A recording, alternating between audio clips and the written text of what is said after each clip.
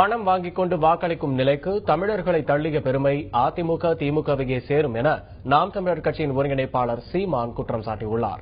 திருச்சி மாவட்டம் மணச்சநல்லூரில் தேர்தல் பிரச்சாரத்தில் ஈடுபட்ட அவர் அதிமுக திமுக இரண்டுமே குடும்ப அரசியல் நடத்தி வருவதாக குற்றம் சாட்டினார்.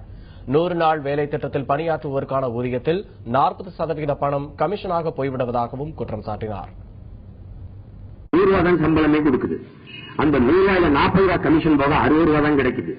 அப்ப ஒரு நாள் முழுக்க வேலை செஞ்சு 60 ரூபாயை பெற ஒரு ஏழை தாய் தகப்பன், அன்புக்குரிய சொந்தங்களே, ஒரு தேர்தல் நேரத்தில் ஒரு வீட்டுல 5 ஓட்டு இருக்குன்னா 5000 மொத்தமா கொடுத்தவன நீண்ட நாள் வறுமை.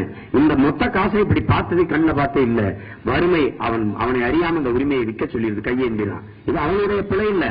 உரிமையை வறுமைக்கு விற்கிற ஏழ்மை நிலையில் என் மக்களை வைத்த ஆட்சியாளர் எவனோ அவன் தான் குற்றவாளி.